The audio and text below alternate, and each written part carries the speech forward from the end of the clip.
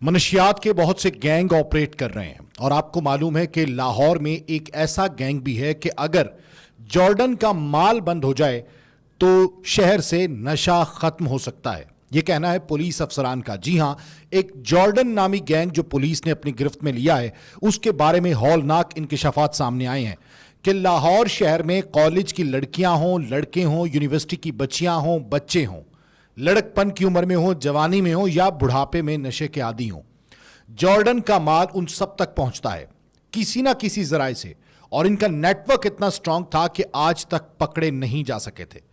Jordan ایک شخص کا نام ہے جس کے نام پر یہ گینگ آپریٹ کرتا ہے, لیکن یہ جارڈن ہے کون, پولیس کو ابھی تک اس بارے میں کچھ علم نہیں ہوا. صوبہ پنجاب کے شہر لاہور کے پولیس افسران کا یہ کہنا ہے جن کے مطابق بڑے پیمانے پر نشہ آور مواد فروخت کرنے والے گروہ جارڈن گینگ کے خلاف آپریشن کیا گیا اور اس میں 6 ملزمان کو گرفتار کر لیا گیا. یہ ایک گینگ گرفتار ہوا جس میں 6 ملزمان تھے اور وہ آن لائن نشہ فروخت کرتے تھے. وہ کسی چوک چراہے میں کھڑے ہو کے نشہ فروخت نہیں کرتے تھے. آج بھی لاہور شہر میں نشیوں کی منڈیاں لگتی ہیں. آپ مسلم ٹاؤن چلے جائیں, وہاں پر نہر کا جو علاقہ ہے اس جگہ پر نشئی موجود ہوتے ہیں. اس کے ساتھ ساتھ کانا کے فٹ پاتھ پہ نشئی موجود ہوتے ہیں, ڈونگی گراؤنڈ میں نشئی موجود ہوتے ہیں. لاہور شہر کا ریلوے اسٹیشن آماجگاہ بن چکا ہے اور بہت سے ایسے چوک چراہے اڈے موجود ہیں کہ جہاں پر نشئی موجود ہوتے ہیں. ایک تو وہ کہ جو انجیکشن لگاتے ہیں یا پلز لیتے ہیں, لیکن دوسری جانب افیون, چرس, گانجا اور اس قسم کا نشہ وہ کرتے ہیں. پولیس حکام کا اندازہ ہے کہ یہ گینگ صرف لاہور شہر میں ایک دن میں 1 سے 1.5 کروڑ روپے کی لاگت کا نشاور مواد فروخت کر رہا تھا. اگر 1.5 کروڑ اس کا لگایا جائے تو اس کا مطلب ہے کہ 45 کروڑ روپے کی ماہانہ سیل ہوتی ہے. یعنی روزانہ 1.5 کروڑ روپے کا نشہ صرف ایک گینگ جس کا نام جارڈن گینگ تھا وہ لاہور شہر کو سپلائی کرتا ہے.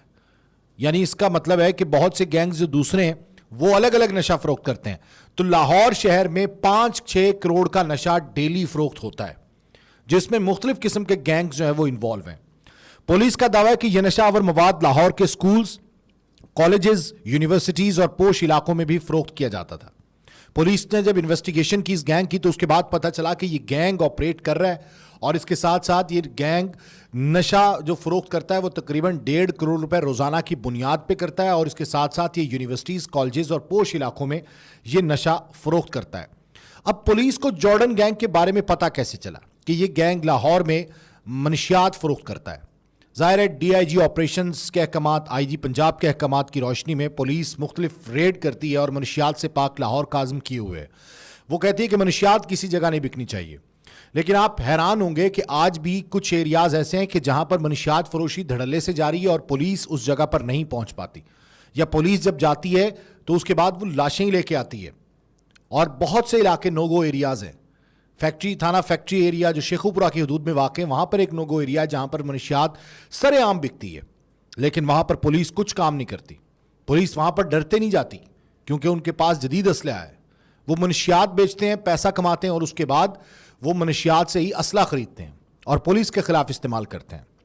یہ بات واضح ہے کہ کوئی واحد گینگ نہیں جو نشہ آور اشیاء کے کاروبار سے وابستہ ہے, یعنی ایک گینگ نہیں ہے, مگر جارڈن گینگ کے نام سے ظاہر ہے کہ اس میں غیر ملکی شہریوں کے ملوث ہونے کا شبہ ہے, کیونکہ ظاہر ہے جارڈن کوئی باہر کا شخص ہو سکتا ہے اور پولیس نے باہر کے لوگوں پر بھی کئی ریڈز کی ہیں.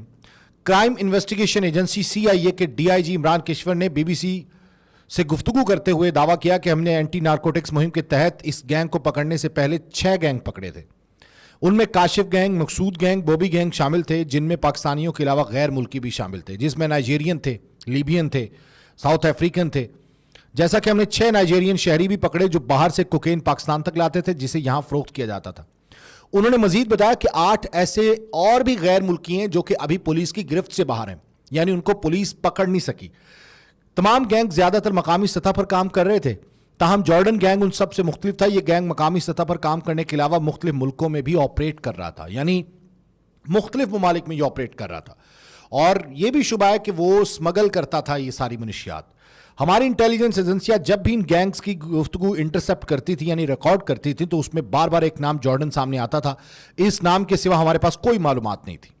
डीआईजी के मुताबिक चेक करने पर यही पता चलता था कि यह शख्स फेक नाम से गैंग चलाता है, क्योंकि जो भी जॉर्डन से नशे का सामान लेता था वो ना तो जॉर्डन को मिला हुआ था और ना ही उसे कभी किसी ने देखा था, जैसे मूवीज में होता है। आप ये देखें कि जो मूवीज हमारे मुआशरे में दिखाई जा रही हैं, या जो इंडिया मूवी बना रहा है या पाकिस्तानी भी अगर कोई बनाता है स्मगलिंग पे, तो उसमें बहुत से ट्रिक्स बताए जाते हैं कि जनाब आप इस तरह से स्मगल कर सकते हैं, आप इस तरह से असला एक जगह से दूसरी जगह लेकर जा सकते हैं। मूवीज को देखकर, जैसे पुष्पा एक मूवी है इंडियन की जिसमें संदल की लकड़ी को स्मगल किया जाता है, किस तरीके से पुलिस से बचा जाता है, किस तरीके से लोगों के साथ काम किया जाता है, पुलिस को किस तरह चकमा दिया जाता है, ये सारी चीजें उस मूवी में दिखाई जाती हैं। और ये सारे मामलात जो हैं वो इस वक्त भी हालात के मुताबिक है। ये गैंग गुज़िश्ता 12 साल से इंतहाई होशियारी और मुनज़्ज़म अंदाज में काम कर रहा था। इन लोगों का कोई मुजरिमाना रिकॉर्ड नहीं था। जब किसी का मुजरिमाना रिकॉर्ड ना हो तो पुलिस उसको ढूंढने में बहुत देर लगाती है। ज़ाहिर है उसको ट्रैक करना, ट्रेस करना ये बहुत मुश्किल होता है, इन्वेस्टिगेशन में लेके आना। डीआईजी ने मजीद बताया कि ये लोग ऑनलाइन काम करते थे और उनका ज़्यादातर खरीदार लाहौर की एलीट सोसाइटी के बच्चे, ख़वातीन और मर्द हजरात थे जिनको पैसों के मसाइल नहीं है और वो बासानी इन्हें ऑनलाइन पैसे ट्रांसफ़र करके नशा आवर जो है वो अद्वियात पहुंचाते थे। अच्छा, इसके बाद डिलीवरी बॉयज़ और ऑनलाइन अदायगी किस तरह की जाती थी? ये शख्स क्या करते थे, ये गैंग जो है जॉर्डन गैंग, कि आपका ऑर्डर आपके पास आता, आप उसके बाद उसको पैक करते किसी तरह से और आप डिलीवरी बॉय को देते थे। अब वो डिलीवरी बॉय बज़ाहिर तो उसको नहीं पता कि वो क्या चीज़ स्मगल कर रहा है, या वो स्मगलिंग का हिस्सा बना हुआ है, या वो एक जगह से दूसरी जगह नशा लेकर जा रहा है, चर्स लेकर जा रहा है, फ्यून लेकर जा रहा है, गांजा लेकर जा रहा है, कोकेन लेकर जा रहा है, लेकिन वो एक जगह से दूसरी जगह पार्सल पहुंचाता था और अपनी पेमेंट 200, 250, 300, 400 जो है वो ले लेता था। यानी ऑनलाइन ऑर्डर आता था और उसके बाद पार्सल के जरिए उन तक पहुंचाया जाता था। तो ये लाहौर शहर में काम हो रहा था। अभी भी लाहौर शहर में बहुत से नोगो एरियाज हैं, अभी भी बहुत से लोग जो हैं वो मनशियात के आदी हैं, मनशियात के किंग कहलाए जाते हैं। शेखुपुरा की हदूद ले लें, कसूर की हदूद ले लें, लाहौर के दोनों बॉर्डर्स ले लें, यानी शादरा और इसके साथ साथ काना, यहां पर भी मनशियात खुलेआम बिकती है। और बहुत से गांव तो ऐसे हैं जो बाकायदा नॉमिनेटेड हैं कि इन गांव में इंसान नहीं जा सकता क्योंकि वहां पे मनशियात फरोश रहते हैं। और ये मनशियात फरोश किसी को कत्ल करने में, किसी के सीने पे गोली मारने में ज़रा ताख़ीर नहीं करते, ज़रा देर नहीं करते। मनशियात से पाक अज़्म तो किए हुए पंजाब पुलिस, लेकिन न जाने लाहौर और पंजाब मनशियात से पाक कब होगा। तारिक बज़मी को इजाज़त दीजिए, अल्लाह हाफ़िज़।